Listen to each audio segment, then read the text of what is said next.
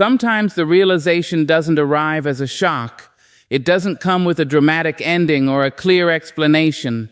It arrives quietly, almost gently, when you notice the same feeling returning again. Not the same person, not the same story, but the same emotional shape. You begin to sense it in the familiar heaviness after conversations that should have felt lighter, in the way excitement fades faster than it should, in the subtle disappointment you don't immediately name because it feels too familiar to question. It's not that you keep meeting the same people, it's that you keep meeting the same experience, just wearing different faces. Life, in this way, can feel like walking down a long hallway lined with mirrors. Each mirror reflects a version of you at a different point in time. And in each reflection, someone stands beside you, close, familiar, almost expected. When you slow down enough to look, you notice something strange. The reflections change, but the patterns don't. The tone of the conversations, the imbalance of effort, the way you find yourself explaining more than being understood, the quiet shrinking that happens before you even realize it's happening. This is usually where people start looking outward. They ask why they attract certain personalities, why they keep ending up in the same dynamics, why others seem to choose better while they repeat the same mistakes. But this story isn't about blaming others, and it isn't about labeling yourself as broken or unaware. It's about noticing, without judgment, the quiet consistency in your choices. Because patterns don't repeat loudly, they repeat subtly. They repeat through familiarity, through comfort, through emotional recognition that feels like safety, even when it isn't peace. Often the people you choose don't feel new at all. They feel known, not because you understand them deeply, but because your nervous system recognizes the rhythm, the pauses, the unpredictability, the warmth mixed with distance, the attention that comes and goes. There is something strangely soothing about what we already know how to survive. And this is where awareness begins, not as self-criticism, but as gentle curiosity. You start to notice how quickly certain connections feel intense, how easily you step into roles that feel familiar, listener, supporter, understanding one. How rarely you pause to ask whether the connection is actually nourishing instead of just engaging. You notice how some people feel immediately important to you, even before they've earned that closeness. How your energy moves toward them almost automatically. This isn't coincidence, and it isn't fate, it's pattern. Patterns form quietly, long before we're conscious of them. They form through repetition, through emotional memory, through early experiences that taught us what connection feels like. And because they formed quietly, they don't leave loudly. Most of the time, you don't realize you're repeating a pattern until you feel the familiar ending approaching. The distance, the confusion, the emotional exhaustion, the quiet question, how did I end up here again? But instead of answering that question with frustration, this is where something softer can happen. You can begin to observe instead of accuse. You can notice that certain types of people make you feel activated rather than settled, that certain dynamics demand effort instead of offering ease, that certain relationships require you to stay alert, attentive, accommodating. And maybe, just maybe, you begin to recognize that what you've been calling attraction might actually be familiarity. Familiarity with emotional chaos, familiarity with inconsistency, familiarity with earning closeness instead of receiving it. This recognition doesn't require action. It doesn't demand confrontation. It doesn't ask you to change anything immediately. It simply asks you to see clearly. And seeing clearly is powerful, not because it fixes things, but because it changes how you relate to your own experience. When you notice a pattern, you stop personalizing it. You stop asking what's wrong with you. You stop turning confusion inward. Instead, you begin to see the pattern as information, a message your life has been quietly repeating, hoping you'll listen. Not to shame you, not to trap you, but to show you where your awareness is ready to expand. Because patterns don't repeat to punish us. They repeat until we're calm enough to recognize them. And recognition doesn't mean you suddenly stop choosing the wrong people. It means you stop being surprised by the outcome. You start noticing earlier, before attachment deepens, before expectations grow, before emotional investment outweighs clarity. You feel the familiar pull and think, I know this feeling. Not with fear, not with judgment, just with honesty. There's a quiet shift that happens when you name a pattern internally, even if you don't say it out loud. The urgency softens, the fantasy loosens its grip, the need to rush toward connection slows, and in that slowing, space appears. Space to feel what's actually happening instead of what you hope will happen. Space to notice whether your body feels relaxed or tense. Space to observe whether your presence is welcomed or merely tolerated.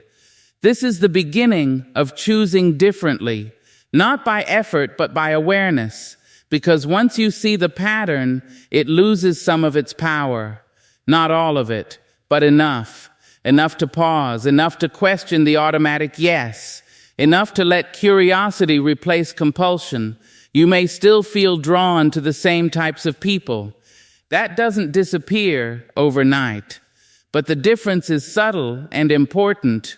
You are no longer asleep to the pattern, and when you're awake, repetition changes. The mirror no longer surprises you. It reflects something you recognize, not as a flaw, but as a familiar story that no longer needs to be reenacted to be understood. This is where the journey begins, not with fixing, not with rejecting, not with proving anything, but with the quiet recognition that awareness is already a form of change. And when calm replaces confusion, the pattern begins to loosen on its own. Once you begin to notice the pattern, something else quietly follows. Not urgency, not pressure to change, but a softer question that rises on its own. Why does this feel familiar to me? It's a question that doesn't demand an immediate answer. It doesn't ask you to analyze your entire past or uncover every memory. It simply invites you to look beneath the surface without judgment. Because patterns don't form randomly. They grow from somewhere. Like roots beneath the ground, they spread quietly, unseen, shaping what grows above them.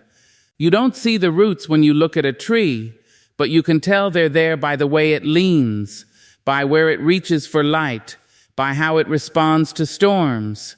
In the same way, the people you choose often reflect something deeper than preference. They reflect familiarity. They reflect early emotional learning. They reflect what once felt necessary for connection. Most of us didn't learn how to choose people consciously. We learned through experience, through observation, through what felt normal long before we had the words to describe it. And because those lessons were learned quietly, they tend to guide us quietly too. You might notice that certain dynamics feel strangely comfortable even when they're tiring, that certain emotional roles slip onto you effortlessly, that you know how to navigate distance, inconsistency, or emotional unavailability almost instinctively. This isn't because you want to struggle. It's because your nervous system recognizes the terrain. Familiar doesn't always mean healthy. It often just means known. For many people, early relationships taught them that closeness required effort, that attention had to be earned, That emotional safety came and went. And so later in life, connections that mirror that rhythm feel oddly recognizable, not because they bring peace, but because they match an old emotional map. You don't choose the wrong people because you lack awareness. You choose them because some part of you learned to associate certain dynamics with connection. That part isn't trying to harm you. It's trying to protect you with what it knows. Understanding this doesn't require digging up painful memories or assigning blame. It simply asks you to notice what kind of emotional climate you're used to. Do you feel most alive when things are uncertain? Do calm connections feel boring or unfamiliar? Do you find yourself leaning toward people who need understanding more than they offer it? These aren't flaws. They're signals pointing toward the roots beneath your choices. And when you look at those roots with compassion instead of criticism, something important shifts. You stop asking, "What's wrong with me?" and start noticing, "What did I learn to expect?" That question changes everything. Because when you see your choices as learned responses rather than personal failures, shame loosens its grip. You realize you weren't choosing chaos, you were choosing familiarity. You weren't seeking pain, you were seeking connection in the only way you knew how. And once that realization settles, gently and without force, your relationship with your past begins to soften. You may notice that you were drawn to people who mirrored unresolved dynamics, people who felt emotionally distant in ways that echoed earlier experiences, people who kept you reaching instead of resting. Not because you wanted to repeat the past, but because your system knew how to survive it. This is where understanding becomes a form of care. You don't need to relive anything. You don't need to explain your history to anyone. You don't need to justify why certain connections felt compelling. You only need to recognize that your choices made sense at the time, given what you knew and what you needed. And when you honor that truth, something subtle happens. You stop being at war with yourself. Instead of trying to force new behavior, you begin to listen more closely to your internal signals. Instead of chasing intensity, you begin to notice how your body responds to steadiness. Instead of being pulled by urgency, you start to value ease. This shift doesn't announce itself dramatically. It shows up quietly, in the way you pause before becoming emotionally invested, in the way certain behaviors no longer feel exciting, just draining, in the way you begin to feel tired of explaining yourself. It's not that you suddenly know who the right people are. It's that you start recognizing what no longer fits. And that recognition comes from understanding your roots, from seeing that attraction isn't just about chemistry, it's about history. From realizing that comfort isn't always calm, it's often familiar tension. From noticing that peace can feel unfamiliar when you're not used to it. As this awareness deepens, your choices don't change through effort. They change through alignment. You begin to feel less drawn to emotional unpredictability, less willing to sit in confusion, less patient with dynamics that require constant self-adjustment, not because you've decided to do better, but because your system no longer needs to reenact old lessons. This is what growth looks like when it's internal, quiet, unforced, rooted in understanding rather than correction. You don't reject your past choices. You integrate them. You see them as stepping stones, not mistakes, as messages, not failures, as evidence of where you've been, not where you must stay. And when you understand why you chose what you chose, something liberating happens. The pattern begins to lose its emotional charge. You no longer feel pulled by the same urgency. You no longer confuse intensity with intimacy. You no longer mistake effort for love. Instead, you begin to notice a new preference emerging, almost on its own. A preference for calm, for consistency, for emotional availability that doesn't require decoding. This doesn't mean every new connection feels easy. It means you're no longer willing to normalize what unsettles you. And that shift doesn't come from discipline or rules. It comes from self-respect that grew quietly through understanding. When you know your roots, you stop blaming the branches. You stop trying to fix what keeps growing the same way. You simply allow yourself to grow in new soil. And that's when the choices begin to change, not because you force them to, but because you're no longer standing in the same place. Part 3 will move into how discernment naturally develops once these roots are understood, not as a skill to practice, but as something you begin to feel before you think. Something subtle begins to happen once you understand your roots. It doesn't arrive as confidence. It doesn't feel like certainty. It doesn't announce itself with strong opinions or clear rules. It feels quieter than that, almost like a soft internal shift, a pause where there used to be urgency. You may notice that you no longer rush toward connection the way you once did, not because you're guarded, not because you're afraid, but because something inside you has slowed down enough to listen. This is where discernment begins, not as judgment, not as analysis, but as awareness. It's the moment when you start noticing how your body responds before your mind explains anything. The way your chest tightens or relaxes, the way conversations either drain you or leave you steady, the way certain interactions feel loud while others feel simple. Discernment doesn't argue, it doesn't convince, it doesn't list reasons, it just notices.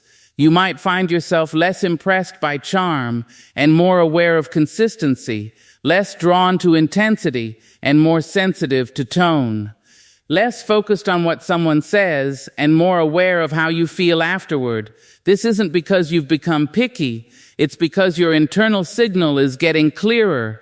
For a long time, many people override that signal. They explain away discomfort. They intellectualize unease. They call anxiety excitement and confusion chemistry.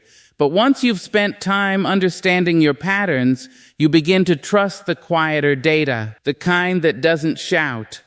You start recognizing when something feels off, not dramatically wrong, just subtly misaligned, not harmful, just not nourishing, not toxic, just heavy. And instead of pushing past that feeling, you allow it to exist. This is a new kind of listening. You're no longer asking, does this make sense? You're noticing, does this feel steady? And that question changes how attraction works. You may still feel curious about people who reflect old dynamics, but the pull is weaker now, shorter-lived, less convincing. It's as if your system no longer commits so quickly to what it already knows. Discernment shows up as space. Space between stimulus and response. Space between interest and attachment. Space between liking someone and letting them close. Not as a rule, as a feeling. You don't announce boundaries. You don't explain your process. You simply move slower. And in that slowness, clarity appears.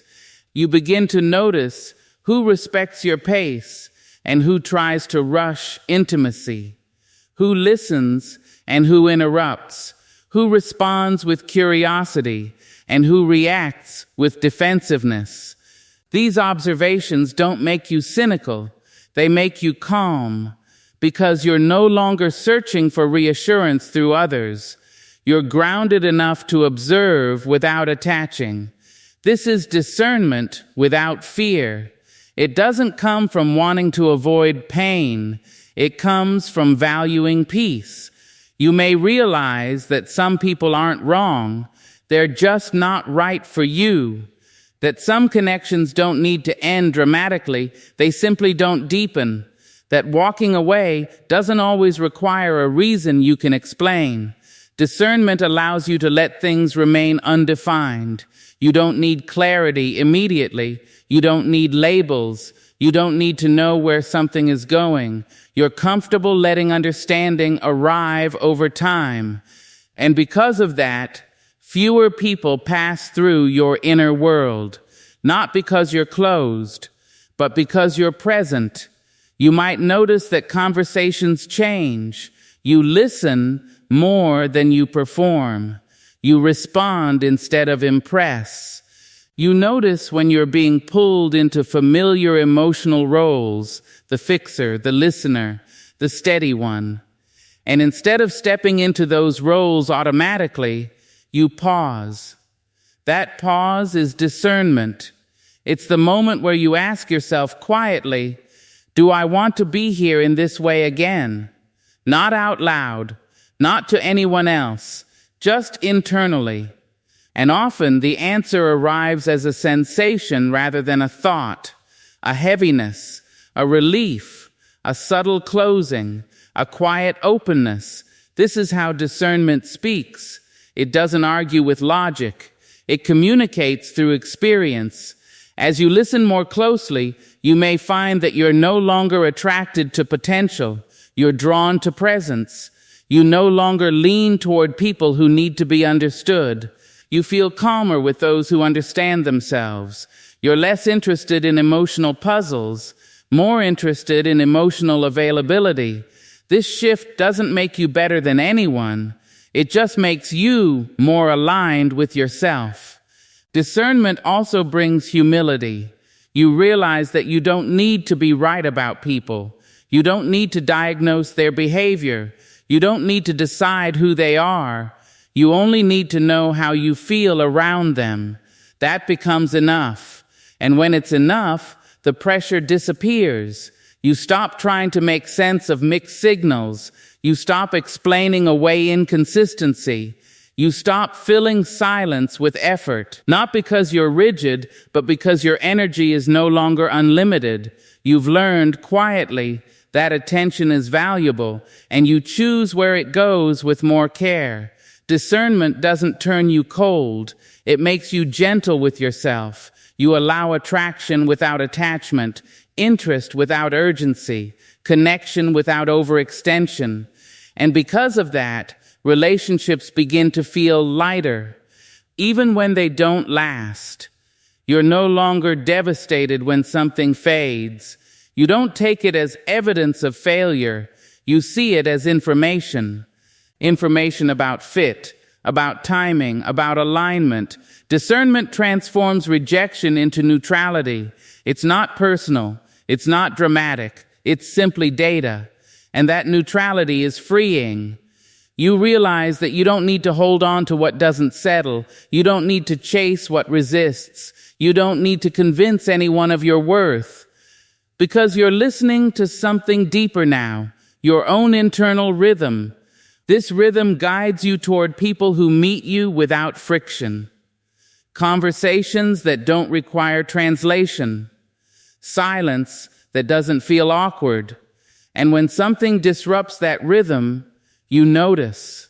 Not to judge, not to fix, just to observe. Discernment allows you to stay connected to yourself even while connecting with others.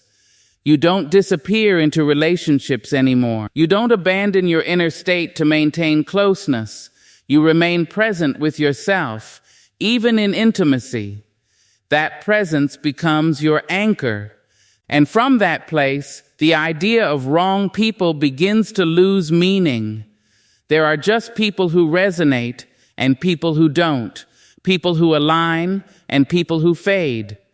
You stop framing your past as mistakes. You stop fearing repetition because you trust your ability to notice now. Discernment isn't about never choosing wrong again. It's about noticing sooner, feeling clearer, staying longer with yourself than with confusion. And that's a quiet kind of wisdom, the kind that doesn't need to be announced. The kind that changes your life without making noise. In the next part, the focus will shift to how boundaries emerge naturally from this clarity, not as defenses, but as gentle filters that protect your peace without shutting the world out. There is a quiet shift that happens when awareness settles into the body. It doesn't announce itself. It doesn't demand change. It simply alters how close certain things are allowed to come. Boundaries, at this stage, do not arrive as rules or declarations. They arrive as a feeling, a subtle hesitation where there used to be automatic openness, a pause where there used to be explanation. You notice that you no longer lean forward as quickly. You no longer offer access before understanding the cost. Not because you are guarded, but because something in you has learned the weight of emotional proximity. This is often misunderstood from the outside. To others, it can look like distance, like withdrawal, like coldness. But internally, it feels very different. It feels like steadiness. Boundaries formed through clarity do not feel sharp. They don't feel defensive. They don't carry resentment. They feel quiet, unremarkable, almost invisible, like a garden gate left gently closed, not to keep people out, but to protect what is growing inside. At this point in the journey, you are no longer trying to stop choosing the wrong people. That question has softened. Instead, you begin to notice that certain people simply cannot move closer anymore. Not because you push them away, but because the space they once occupied no longer exists. This is one of the most misunderstood parts of inner growth. People assume boundaries come from fear, from pain, from past wounds. But the most stable boundaries often come from peace, from knowing how you feel when your nervous system is settled, from recognizing the cost of disruption, from understanding how long it takes to return to calm once it's broken. When peace becomes familiar, you become selective without trying to be. You don't argue your limits. You don't justify them. You don't even name them most of the time. You simply stop overextending, and that alone changes everything. You notice that some conversations drain you faster than others, that some people require more emotional labor just to stay present, that some interactions feel like work instead of exchange. Before, you might have explained that away. You might have told yourself that relationships take effort, that closeness requires compromise. But now something else is clear. Effort and strain are not the same thing, and boundaries begin exactly where strain is no longer mistaken for depth. This is where the language around boundaries often becomes misleading, because boundaries here are not walls. They are thresholds. They are the quiet decisions you make about how much access someone has to your time, your attention, your inner world. You stop sharing everything, not because you are hiding, but because discernment has replaced urgency. You stop responding immediately. Not to create distance, but because your rhythm has slowed. You stop offering reassurance prematurely, because you've learned that not everyone needs to be soothed by you.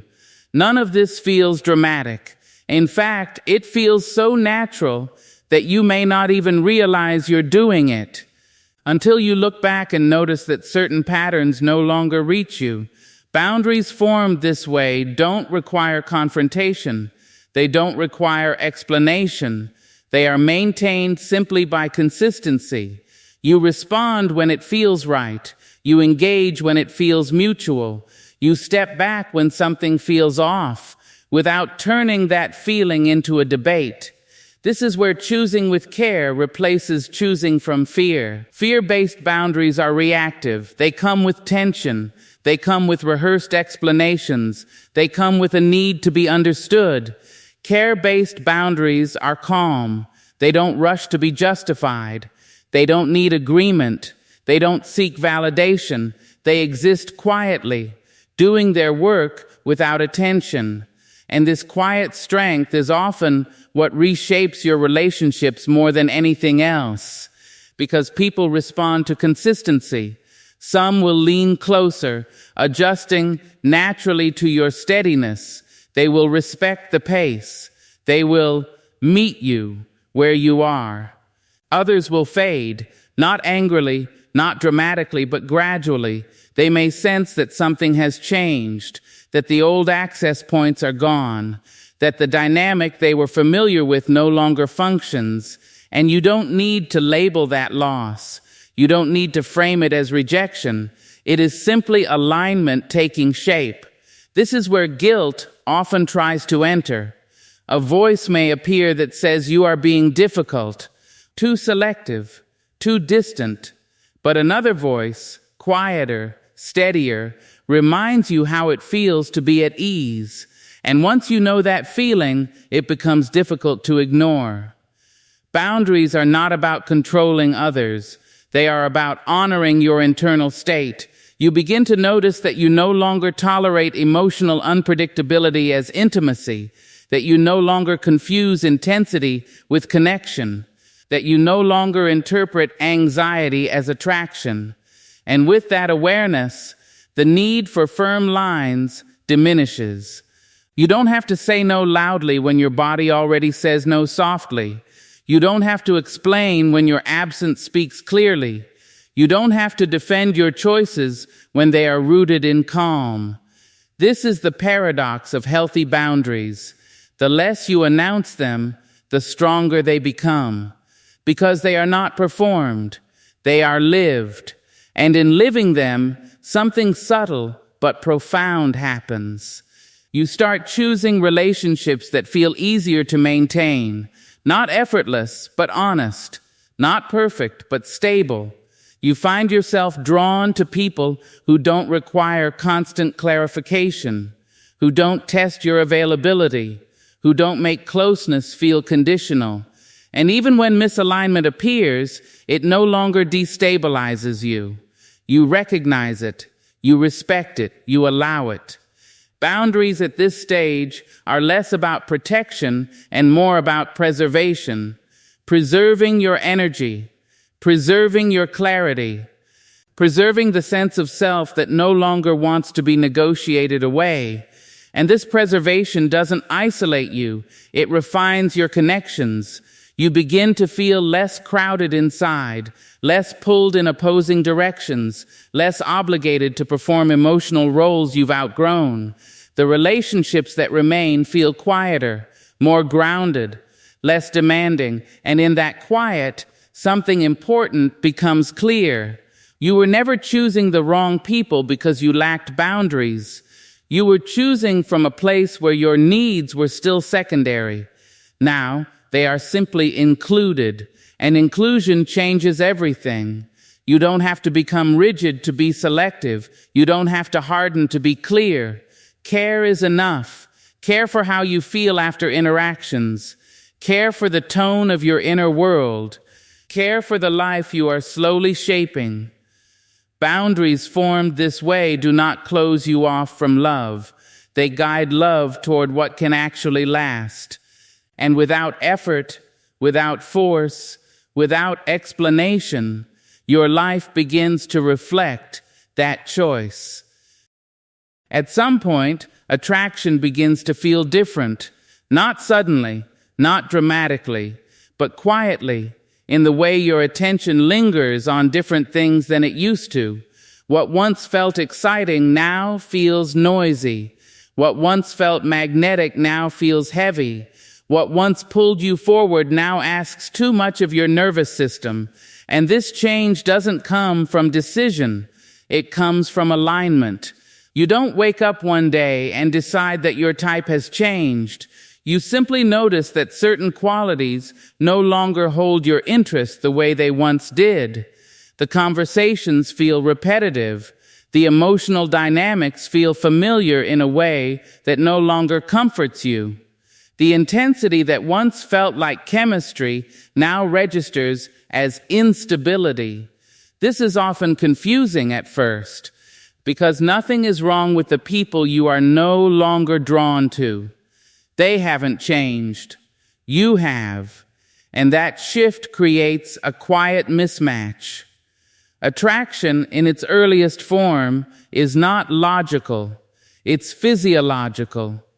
It's emotional memory responding before conscious thought arrives. For a long time, attraction may have been guided by what felt recognizable, what mirrored early experiences, what activated the same emotional circuits you learned to navigate long ago. Not because it was healthy, but because it was known. As you grow calmer, as your inner world becomes less reactive, those old signals begin to lose their intensity. Your body stops responding to chaos as stimulation. Your mind stops interpreting unpredictability as depth. Your attention no longer locks onto what feels unresolved.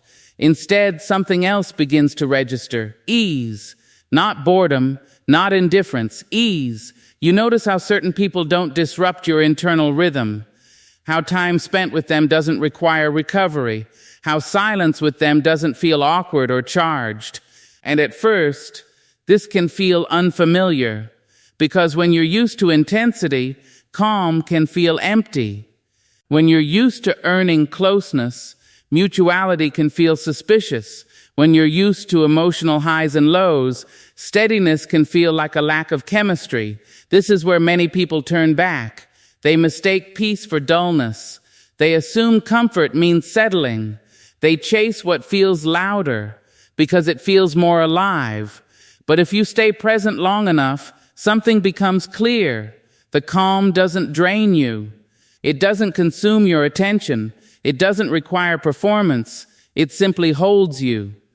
And slowly, your attraction recalibrates. You begin to notice different qualities, not ones that impress you, but ones that support you. Consistency, emotional availability, clarity in communication, a lack of urgency. These things don't announce themselves. They don't chase your attention. They wait. And because they wait, they require you to be still enough to notice them. This is where the shift becomes undeniable. You find yourself less pulled toward people who need to be figured out, less interested in decoding mixed signals, less willing to romanticize confusion, not because you've learned a lesson, but because your nervous system no longer thrives in that environment. You've spent enough time feeling unsettled to recognize it early, enough time being activated to know when something doesn't feel right. So attraction stops being about intensity and starts being about resonance, how you feel after interactions, how your body responds in their presence, how much of yourself you have to edit. You notice that with some people you stay intact. Your thoughts remain clear. Your breath stays steady. With others, something tightens. You become more alert. You prepare yourself emotionally before engaging. And without judgment, you begin to prefer the former. This preference doesn't make you superior. It makes you aligned. Because attraction isn't just about who you like. It's about who you are when you're with them. As you become more settled internally, you are less impressed by external traits. Charm fades quickly. Intensity loses its appeal. What remains is how safe you feel being fully present. And this safety doesn't come from reassurance. It comes from consistency, from knowing where you stand without asking, from not needing to monitor the emotional temperature, from not bracing yourself for shifts in tone. This kind of attraction grows slowly. It doesn't pull you forward. It doesn't demand attention. It invites you in, gently. And this is often where confusion arises again. Because slow attraction doesn't feel like what you've been taught to look for. It doesn't rush. It doesn't overwhelm. It unfolds. You may even question it at first. Wonder if you're missing something. Wonder if you're playing it too safe. But over time, you notice something important. You don't lose yourself in it. You don't abandon your routines. You don't compromise your peace. The attraction fits into your life instead of rearranging it. And this fit becomes the new signal. You start to realize that attraction doesn't have to be consuming to be real. That connection doesn't have to be dramatic to be meaningful. That chemistry doesn't have to disrupt your balance to be alive. This realization doesn't eliminate desire. It refines it. You still feel drawn, still curious, still open, but the pull is quieter, more grounded, and because it's grounded, it lasts. You also notice that people respond differently to you now. Some sense the shift immediately. They feel the lack of urgency, the absence of overgiving. They may try to recreate old dynamics, push for closeness, seek reassurance, test boundaries. And without effort, you don't engage in that rhythm anymore. Not because you're withholding, but because you no longer resonate with it. Others meet you exactly where you are. They don't rush. They don't demand clarity before it arrives naturally. They allow space without interpreting it as distance. These are often the people you didn't notice before, not because they weren't there, but because your attention was elsewhere. Attraction follows awareness. As your awareness shifts, so does who feels visible. And this is perhaps the most important change of all. You stop feeling pulled toward people who reflect your past wounds.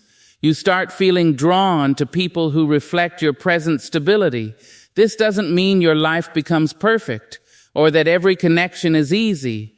It means your inner compass is now calibrated to peace rather than familiarity. And with that calibration, the wrong people don't need to be rejected. They simply stop appearing attractive. The charge dissolves. The pull fades. The pattern loosens. What remains is choice, not as effort, but as alignment. You don't force yourself to choose better. You naturally feel drawn to what fits. And fitting feels quieter than you expected, but also lighter, more sustainable, more real. This is how attraction evolves, not through willpower, but through inner change. And when attraction changes, everything else follows. Letting go rarely happens the way people expect. It doesn't usually arrive as a clear decision. It doesn't always follow a confrontation or a final conversation. More often, it begins as a quiet loosening.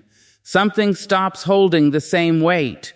You notice that you think about certain people less often, that your emotional reaction to them softens, that their absence doesn't create the same urgency it once did.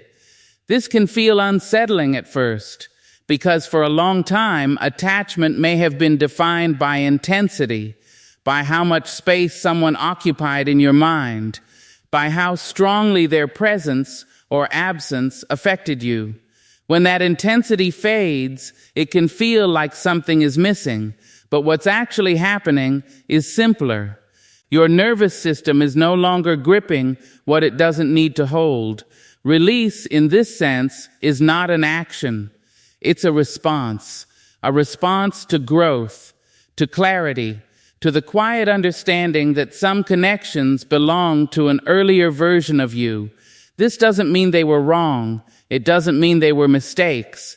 They were accurate for who you were then. But growth changes the shape of what fits. And when something no longer fits, the body knows before the mind catches up. You may notice it in the way conversations feel heavier, in the effort it takes to stay emotionally present, in the subtle relief you feel when interaction ends. There is no drama in this noticing, just information. For a long time, you may have interpreted discomfort as something to work through, as something that required explanation, compromise, or patience. But now, discomfort registers differently. It no longer feels like a challenge to overcome. It feels like a signal. And you don't rush to silence it. Instead, you let it exist. You allow yourself to notice how certain relationships require more energy than they return, how some dynamics ask you to shrink, adjust, or stay alert. This noticing doesn't make you cold. It makes you honest. Release begins when honesty becomes more important than attachment, not honesty with others, honesty with yourself. You stop telling stories to justify staying connected. You stop interpreting endurance as loyalty. You stop framing emotional exhaustion as depth. And slowly, without force, the grip loosens. You respond less quickly. You share less automatically. You invest less emotionally. Not to punish anyone, not to create distance intentionally, but because your energy has learned economy. You've learned how much it costs to stay in places that no longer nourish you. This is where many people feel guilt. They worry they are abandoning others, that they are becoming selfish, that they are giving up too easily. But release rooted in clarity doesn't feel like abandonment. It feels like alignment. It feels like choosing not to carry what was never meant to be permanent. There is a tenderness in this process. You may still care. You may still feel affection. You may still remember what once mattered. Release doesn't erase memory. It simply changes proximity. You no longer keep certain people at the center of your emotional life. They move gently to the edges, and from there, they may remain or they may fade. Both outcomes are allowed. This is one of the most misunderstood aspects of letting go. People assume it must be dramatic to be real, that it must involve closure, explanation, or finality. But most endings in emotionally mature lives are quiet. They happen through distance that feels natural, through conversations that no longer go deep, through silence that isn't tense, just complete. You stop reaching. They stop reaching. No one announces it. Life simply reorganizes itself. Release also happens internally. You let go of the version of yourself that tolerated more than it should have. The version that stayed hopeful when clarity was already present. The version that believed understanding others required ignoring yourself. This internal release is just as important as external distance, because without it, patterns repeat even when people change. As you let go internally, your body relaxes in ways you didn't know were possible. You sleep more deeply. You feel less mentally occupied. You notice a lightness that doesn't depend on anything happening. This lightness is often subtle. It shows up as quiet mornings, as uninterrupted thoughts, as a sense that you are no longer managing as much emotional noise. You begin to realize how much space certain connections were occupying, not because they were meaningful, but because they were unresolved. And resolution doesn't always come through conversation. Sometimes it comes through acceptance. Acceptance that you don't need to fix, explain, or complete every story. Acceptance that some chapters end without clarity. Acceptance that peace doesn't require mutual understanding. This acceptance is a form of release. You allow people to be who they are without requiring them to meet you where you now stand. You allow yourself to move forward without waiting for permission. This doesn't harden you, it softens you, because you are no longer carrying resentment. You are no longer rehearsing conversations that won't happen. You are no longer negotiating your inner truth. Release creates emotional space, and in that space, something important happens. You become available again, not to others immediately, but to yourself. You notice your preferences more clearly. Your limits feel less negotiable. Your energy feels like something worth protecting. This protection doesn't look like avoidance. It looks like discernment. You choose where to invest attention. You choose how deeply to engage. You choose what deserves your presence. And these choices are calm. They don't require justification. Because release has already done the work. You no longer feel pulled back by what no longer serves you. You no longer romanticize the past. You no longer wonder if you should try harder. You trust what has naturally loosened its hold. There is also grief here, but it's quiet. Not the grief of loss, but the grief of recognition. The recognition that something mattered once and doesn't anymore. This grief doesn't overwhelm, it passes through, it makes room. And in that room, you begin to notice something else. You are less reactive, less defensive, less inclined to explain yourself. Because you are no longer trying to hold on to what has already let go. Release, in this sense, is mutual, even if unspoken. Life removes what cannot stay without forcing you to do it yourself. And when you allow this removal, when you don't resist it with guilt or nostalgia, you begin to feel something steady underneath. Trust. Trust that what remains is meant to remain. Trust that what fades does so for a reason. Trust that your life is organizing itself around who you are becoming.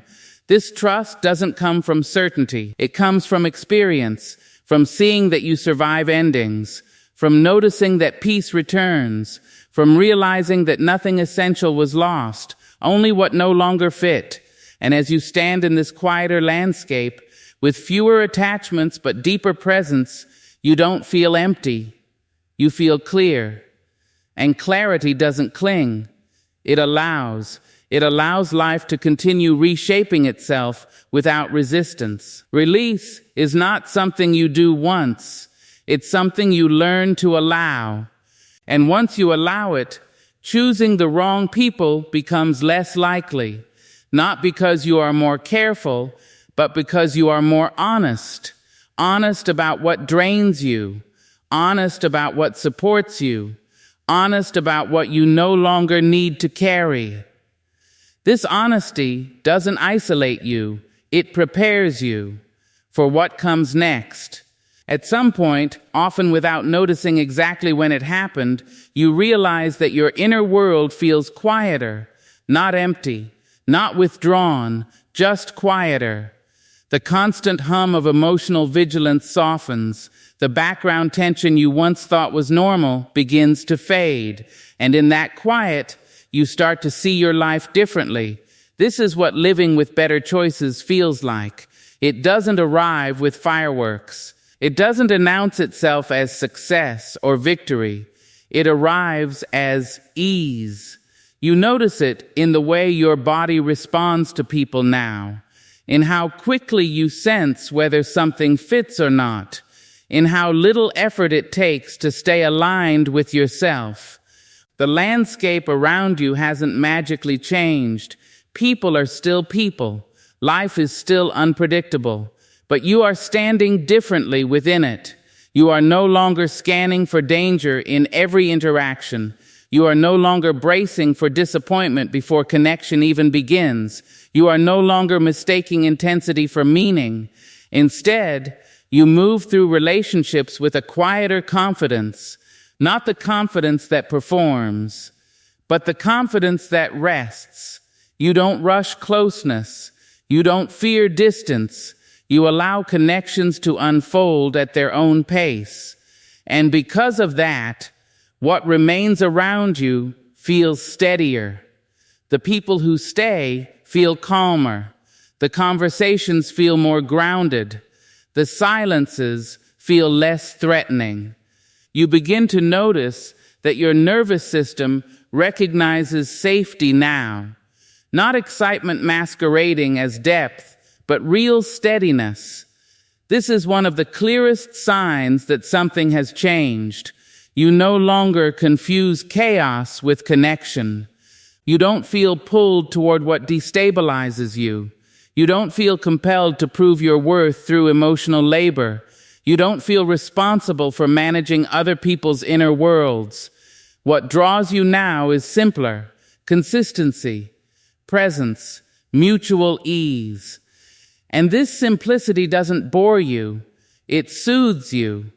You realize that peace has become more attractive than potential, that clarity feels better than chemistry built on uncertainty, that being understood feels better than being intensely desired, These realizations aren't intellectual, they're embodied. Your body stays relaxed in rooms it once tensed inside. Your breathing remains steady in conversations that once made you anxious. Your mind no longer replays interactions looking for hidden meanings. This is the new landscape. It's not dramatic. It's not perfect. But it's aligned. You trust yourself more here, not because you never make mistakes, but because you recognize them earlier. Not because you avoid discomfort, but because you don't abandon yourself within it.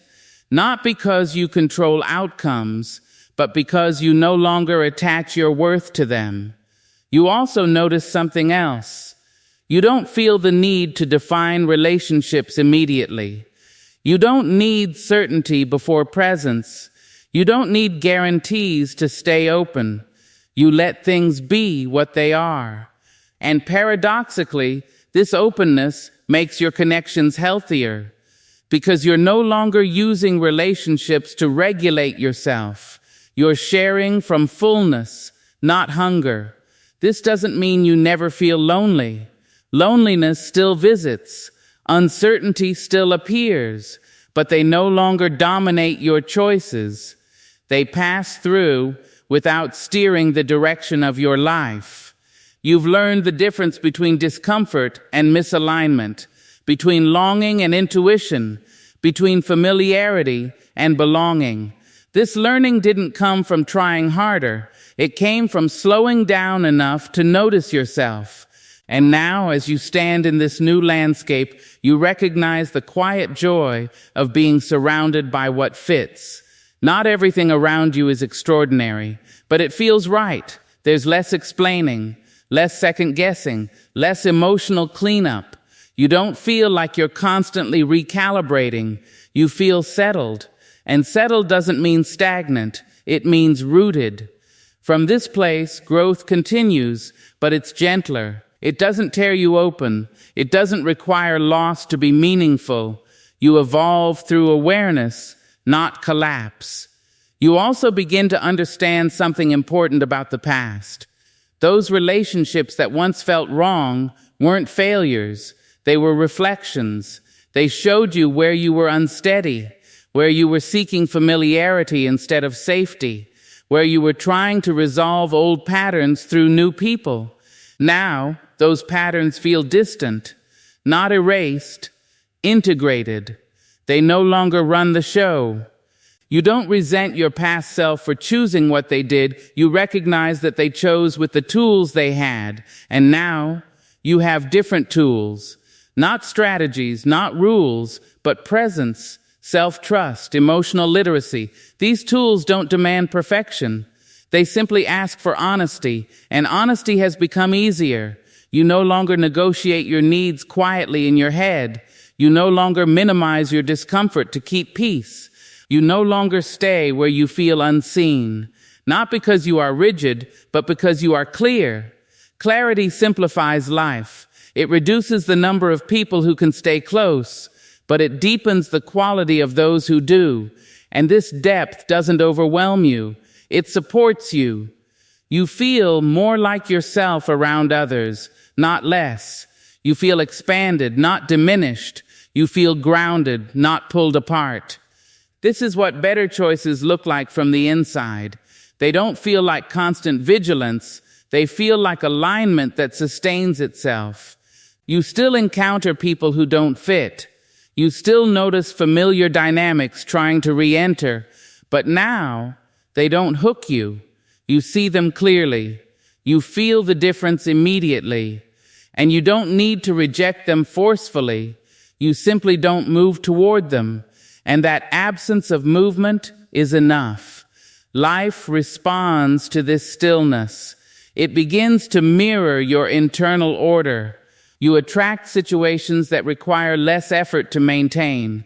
You find yourself in environments that support who you are now. You experience connection that doesn't demand self-betrayal. This doesn't make life easy. It makes it honest.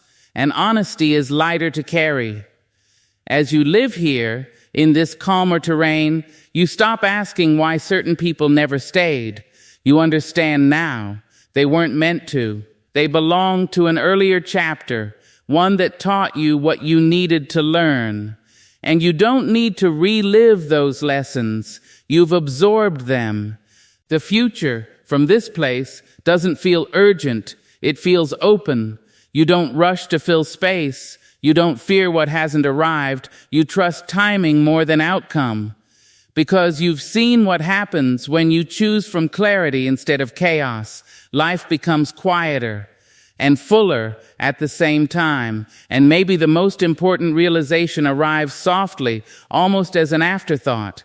You are always free to choose again. No choice defines you forever. No pattern is permanent. No chapter locks the door behind you. Each moment offers alignment. Each awareness reshapes the landscape.